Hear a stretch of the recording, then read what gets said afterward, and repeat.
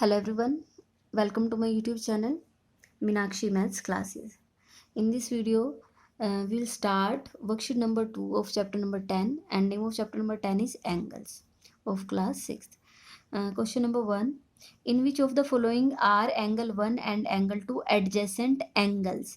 अब आपसे पूछा गया है कि ये जो यहाँ पर आपको बहुत सारे एंगल्स दिए गए हैं, इसके 6 पार्ट्स हैं ABCDE and F, ठीक है। इसमें से आपको बताना है कि किन में एडजेसेंट एंगल है। अगर मैं आपको देखो एकदम डायरेक्ट स्टार्ट करा दूं तो आपको ये लगेगा कि मैम एडजेसेंट हमें क्या पता, ठीक है।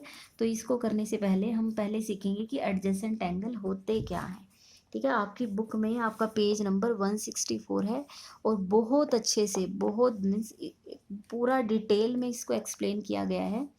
आपको मीन्स मैं आपको एक चीज़ और बताती हूँ कि जब आप कोई भी वर्कशीट करते हो तो उससे पहले जो ये आपके पेजेस दिए होते हैं, ये कोई आपका मीन्स ऐसे एक्स्ट्रा या फिर फालतू का काम नहीं होता है। ये बहुत मतलब बेसिक्स चीज़ें होती हैं जो आपको समझ आनी चाहिए, ठीक है। अब मैं इसमें से ही बताऊँगी क्योंकि बुक आपके पास ऑलरेडी होती है। Adjacent angle, look carefully at this figure, ठीक है। ये जो फिगर है यहाँ आप इसको ध्यान से देखोगे कौन कौन से एंगल हैं। एक तो है POQ, ठीक है। POQ मतलब यहाँ पर हमारे पास एक तो ये है, ये तो क्या है, एक तो ये वाला और एक ये, ठीक है। इस एंगल की बात हो रही है यहाँ से ये, ठीक है। दो पेंसिल से जो मिलके बना है, एक तो ये वाली रे और एक ये वाली रे, ठीक है। अब आप यहाँ से देखें, इन दो की बात हो रही है, ठीक है। अब यहाँ पर इन्होंने यहाँ पर क्या है, एक टेबल, और मीन्स आप इसको वीडियो को ऐसे थोड़ा सा निकाल के क्वेश्चन पर मत पहुँच जाना, क्योंकि ये समझना ज़रूरी है। जब आपको ये समझ आएगा तभी आपको क्वेश्चन नंबर 1 समझ आएगा, ठीक है। मैं थोड़ा जल्दी करा देती हूँ। अब आप यहाँ पर देखिए, इसमें इन्होंने क्या कहा, एक टेबल बनाई और ये टेबल बहुत इंपॉर्टेंट है। इन्होंने क्या कहा है, एंगल का नेम लिखा है POQ। POQ इसका मुझे वर्टेक्स फाइंड करना है और इसकी आर्म्स के नेम लिखने हैं, ठीक है। अब इसमें यहाँ देखो, इसको यहाँ से भूल जाओ, ठीक है। ये मीन्स आपके लिए कुछ है ही नहीं। इस एंगल में जो आपका कॉमन पॉइंट होता है, ठीक है, ये दोनों रे होती है, इनका एंडिंग पॉइंट यहाँ पर क्या है, O। इसी को हम क्या कहते हैं, वर्टेक्स। तो एंगल POQ में इसका वर्टेक्स क्या है, O, तो मैंने नेम लिखा O, ठीक है। इसकी आर्म्स कौन कौन सी, आर्म मतलब जैसे हमारी दो आर्म्स होती हैं तो एंगल की भी दो होती हैं। एक तो इसकी ये आर्म है, यहाँ इस पॉइंट से ये आगे ऐसे रे जा रही है, इसका एंड पॉइंट, ठीक है। तो ये आर्म का ये कौन सी है, OP। एक तो OP आर्म है और एक कौन सी है, OQ, ठीक है। ये तो मैंने नीचे वाले एंगल के लिए लिखा, ठीक है। अब मैं यहाँ पर इरेजर रख देती हूँ, मीन्स हम सिर्फ ऊपर वाले एंगल की बात करेंगे, ठीक है, जो आपको ऊपर दिख रहा है। ऊपर वाले एंगल में वर्टेक्स क्या है, O, तो एंगल QOR, इसमें वर्टेक्स क्या आया है, O, ये अब, ठीक है। और इसकी आर्म्स क्या आएंगी, एक तो यहाँ इसकी, एक तो ये O से R, ये लिख दिया, और एक O से Q, ठीक है, लिख दिया। अब आप मुझे इसमें बताएं, ये आप इसको देख के बताओ, क्या दोनों एंगल, एक तो ये यहाँ पर जहाँ डबल आर्क लगी है ये, और एक ये सिंगल आर्क वाला, क्या ये एंगल, एक तो ये वाला एंगल और एक ये एंगल, क्या इन दो एंगल्स में वर्टेक्स कॉमन है। देखो ये O और O सेम आया ना, इसका वर्टेक्स, तो वर्टेक्स क्या है, सेम। और एक इन्होंने बोला आर्म्स, आप यहाँ देखो ये जो OQ है, OQ दोनों में आई है, ठीक है। OQ दोनों में आई है, तो इनकी एक तो इसका वर्टेक्स कॉमन होता है, मतलब अगर आपके जो एडजेसेंट एंगल है, एडजेसेंट आप इसको कह सकते हो जुड़े हुए कह दो। जैसे यहाँ देखो, हम कहीं इससे पहले भी आपने देखा होगा, इससे पहले वाले वीडियोज़ में मैं यही, आपका जो जापानीज़ फैन होता है मैं यही यूज़ कर रही हूँ बार बार। अब आप यहाँ देखो, एक तो एंगल आपका ये ग्रीन पेपर से है, ठीक है, यहाँ पर देखो ये, ठीक है। और एक आपका ऑरेंज पेपर से, मीन्स ये, ठीक है। क्या ये दोनों आपस में जुड़े हुए हैं, तो आप देखोगे यहाँ पर ये बीच में जुड़े हुए हैं। तो ऐसे दो एंगल जो आपस में यहाँ पर ऐसे बीच में जुड़े हुए होंगे, उनको हम कौन से एंगल कहते हैं, एडजेसेंट एंगल। अब आप यहाँ देखो, ये जो ऑरेंज पेपर और ग्रीन पेपर है, यहाँ बीच में यहाँ से जुड़ा हुआ है, और इस पॉइंट पर ये जो इसका कॉमन वर्टेक्स है, तो कॉमन वर्टेक्स क्या है, O। और यहाँ पर देखो ये बीच में, ये बीच वाली OQ, ये इनकी क्या है, कॉमन आर्म। तो इन्होंने बोला है कॉमन वर्टेक्स O है और कॉमन आर्म का नेम क्या है, OQ, ठीक है। ऐसे आना चाहिए, ये कॉमन आर्म बीच में आनी चाहिए, ठीक है। अब आप एक चीज़ ये देखो, कोई भी एंगल आप बनाते हो जो जहाँ से जुड़े होते हैं, ठीक है, उसको तो क्या बोलते हैं, कॉमन आर्म। लेकिन इस एंगल में एक तो ये वाली रे होती है और एक ये वाली रे, ये यहाँ से देखो, इसमें यहाँ पर इन्होंने फिगर में बहुत अच्छे से बनाया है, ठीक है। अब हम इसमें यहाँ देखते हैं, ये जो ओ क्यू है ये कॉमन, कॉमन मतलब जो दोनों के पास हो। ये वाली जो रे है यहाँ पर, ये इस नीचे वाले एंगल में भी आई है और इस ऊपर वाले में भी। तो ये कौन सी है, कॉमन आर्म। और आप ये देखोगे ये जो ओ आर है, ठीक है, ये जो ओ आर है ये ऊपर वाले एंगल में तो आई है, ठीक है। मैं अगर इसको छुपा दूँ, ऊपर वाले एंगल में तो आई है लेकिन नीचे वाले एंगल में नहीं आई है, ठीक है। ऐसे ही ये जो ओ पी है, इसको ऊपर वाले को छुपा दो, ये जो ओ पी है ये नीचे वाले एंगल में तो आई है लेकिन ऊपर वाले में नहीं आई है। मीन्स नॉन कॉमन आर्म, ये कॉमन नहीं है, ये सिर्फ ओ आर ऊपर वाले एंगल के लिए है सिर्फ, और ओ पी सिर्फ नीचे वाले एंगल के लिए, ठीक है। तो यहाँ पर ये इसको ध्यान से पढ़ो। Two angles are said to be adjacent, दो एंगल्स को हम एडजेसेंट कब कहेंगे, एक तो उनका कॉमन वर्टेक्स होना चाहिए, दे हैव अ कॉमन वर्टेक्स, मतलब एक कॉमन पॉइंट आना चाहिए जैसे ओ, ठीक है। आप यहाँ देखो, जो आपके जैपनीज फैन है यहाँ पर इस पॉइंट पर जुड़े हुए हैं यहाँ पर, ठीक है। तो कॉमन वर्टेक्स आना चाहिए, दे हैव अ कॉमन वर्टेक्स। दूसरा क्या है, दे हैव अ कॉमन आर्म। यहाँ से देखो, ये आपका ये ग्रीन पेपर और ये ऑरेंज पेपर, ये आपका यहाँ से जुड़ा हुआ है, ठीक है। ये आपकी means O Q, they have a common arm, common arm होनी चाहिए। और एक और चीज़ है जो बहुत इंपॉर्टेंट है, जो नॉन कॉमन आर्म्स है, ये नॉन कॉमन आर्म है, ये कॉमन आर्म के अपोजिट साइड होती है, एक इसके ऊपर है और एक इसके नीचे। The other two non common arms lie on the opposite side of the common arm, ठीक है। कॉमन आर्म के एक ऊपर पड़ी होगी और एक नीचे, ठीक है। तो यहाँ से मैंने कोशिश की है कि आपको मैं सारा डिटेल में बता पाऊँ। तो हम अपना क्वेश्चन कर स्टार्ट करते हैं, ठीक है। हाँ जी, अब यहाँ पर देखो, सबसे यहाँ पर आपको यस या नो में ही आंसर देने हैं कि in which of the following angle 1 and angle 2 are adjacent angle, किस में है और किस में नहीं है, ठीक है। जहाँ पर बनेंगे वहाँ हम यस लिख देंगे, जहाँ नहीं बनेंगे वहाँ हम नो लिख देंगे, ठीक है। अब आप यहाँ देखो एंगल 1, इस वाले में देखो ए पार्ट, ठीक है। एंगल 1 सिर्फ ऊपर है और एंगल 2 नीचे, क्या ये आपस में जुड़े हुए हैं, यहाँ तो देखो, यहाँ तो बीच में ये खाली स्पेस रह गया। एंगल 1 ऊपर है, देखो एंगल 1 यहाँ इन दो ऊपर वाले आर्म से बना है और एंगल 2 ये नीचे वाले, ये तो जुड़े हुए है ही नहीं। अगर जुड़े हुए ही नहीं है तो वो एडजेसेंट नहीं है। तो पहले वाले का तो ए का तो आंसर क्या आ जाएगा, नो, ठीक है। इसका तो इसमें तो नहीं। नेक्स्ट है बी, ठीक है। अब बी में देखो, एंगल 1 किस किस से मिलके बना है, एक तो ये यहाँ ऐसे और एक ये तो क्या है, ये या तो आपका है एंगल 1, ठीक है। एक तो ये है, और एंगल 2 क्या है, एंगल 2 भी इन्हीं की हेल्प से बना है। एक तो ये वाली पेंसिल जो ग्रे और ब्लू वाली पेंसिल, एक तो ये, ठीक है, और एक ये। अब आप मुझे ये बताएं, क्या ये जुड़े हुए नहीं है, जुड़े हुए हैं ना। इधर एंगल 1 है और इधर एंगल 2 है, ये इनकी कॉमन आर्म है, ठीक है। यहाँ से ऐसे देखो, ये जो बीच में ये वाली पेंसिल है ये इनकी कॉमन आर्म है, ठीक है। कॉमन आर्म के एक तो लेफ्ट में, एक तो यहाँ एक तो इसके इधर आ गया आर्म और एक इसके इधर आ गया, ये इनकी नॉन कॉमन आर्म आ गई, ठीक है। तो यहाँ ये जुड़े हुए एंगल हैं और इनकी एक कॉमन आर्म है, ये इनकी कॉमन आर्म कौन सी है, ये वाली है, ठीक है। इस ठीक है, तो यहाँ पर ये जुड़े हुए एंगल है और यहाँ पर ये इनका कॉमन वर्टेक्स है, ठीक है। तो जुड़े हुए एंगल है तो इसको हम यहाँ कह देंगे, इसका आंसर आ जाएगा यस। तो बी पार्ट का आंसर आएगा यस। नेक्स्ट है सी पार्ट।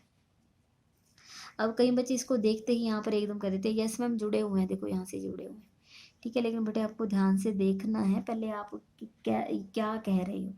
एंगल 1 देखो, अभी आप एंगल 1 किसको कहा गया है, यहाँ से आपको ये जो आर्क बीच में ये लगी होती है इसकी हेल्प से आपको देखना होता है, ठीक है।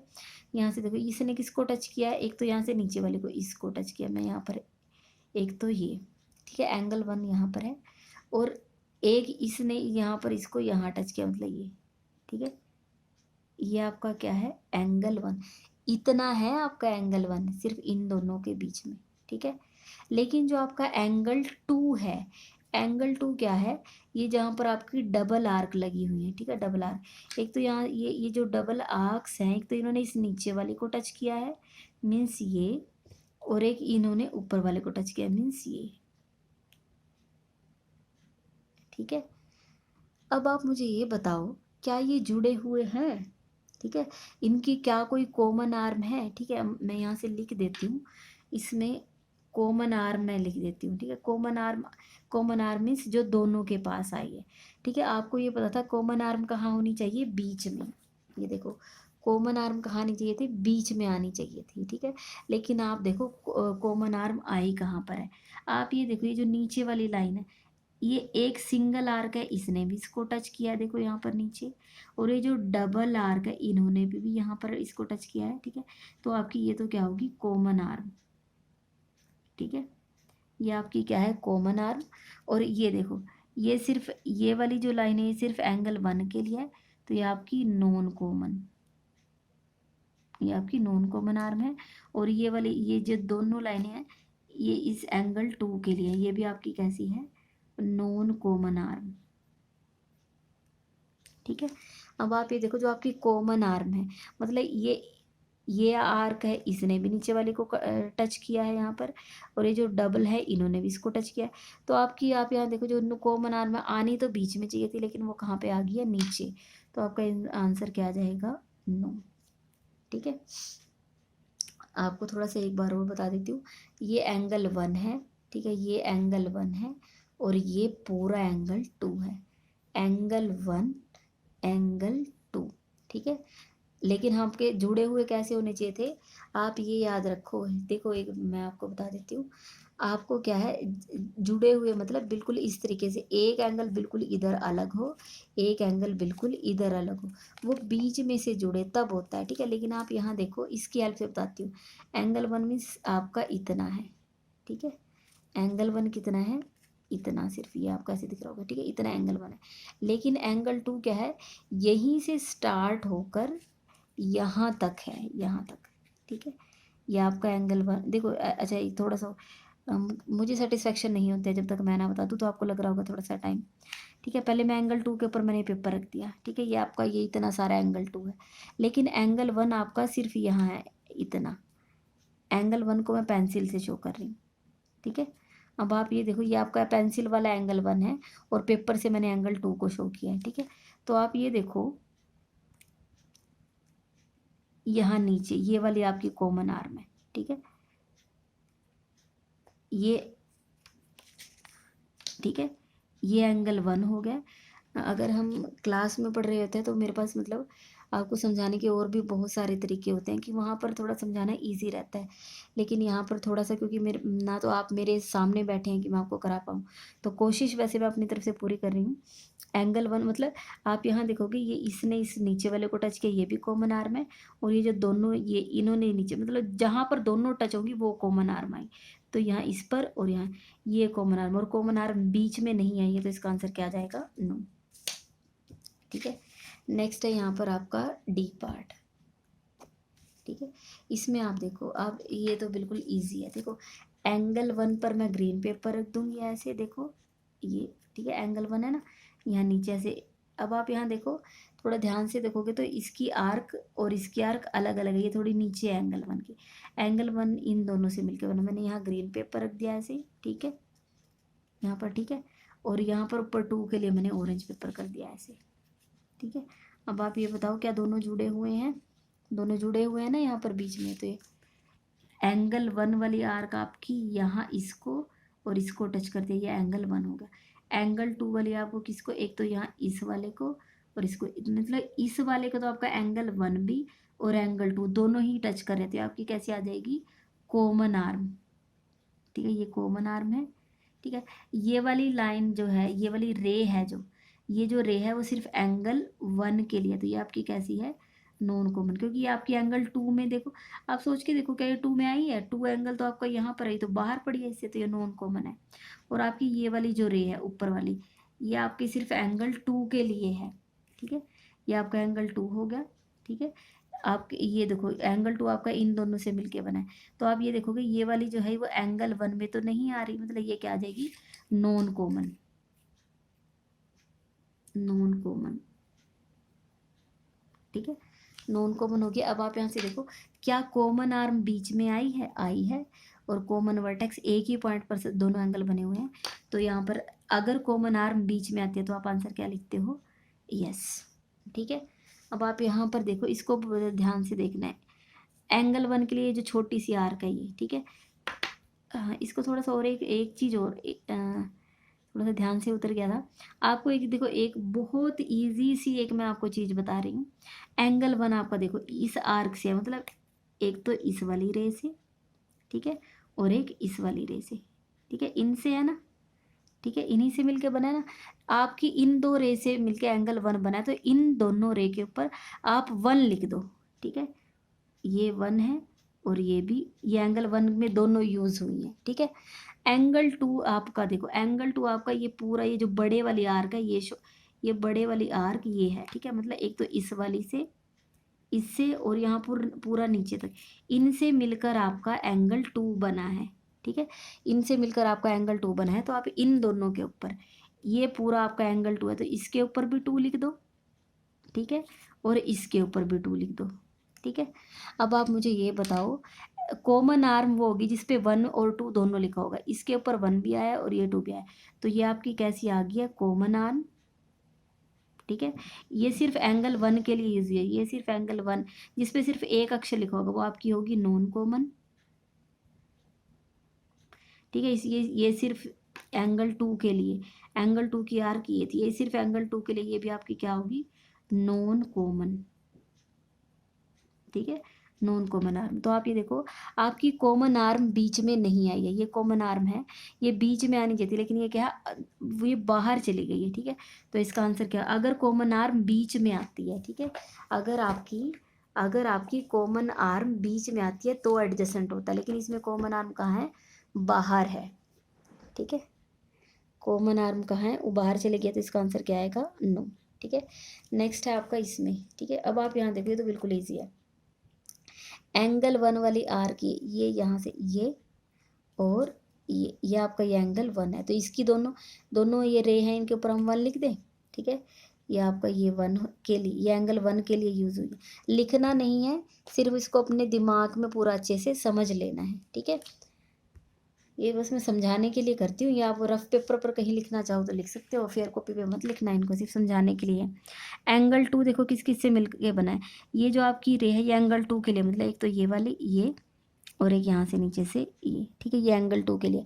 तो इन दोनों के आप ऊपर नंबर 2 डाल दो, ठीक है, ये भी 2 के लिए है और ये भी 2 के लिए। अब आप ये देखो, इनमें तो कोई भी ऐसी आपकी रे आई ही नहीं जिसके ऊपर 1 और 2, देखो इसके ऊपर 1 और 2 दोनों आ गए थे, लेकिन इनमें से तो कोई, एंगल 1 कहीं और है, एंगल 1 कहीं और है, और एंगल 2 अलग है।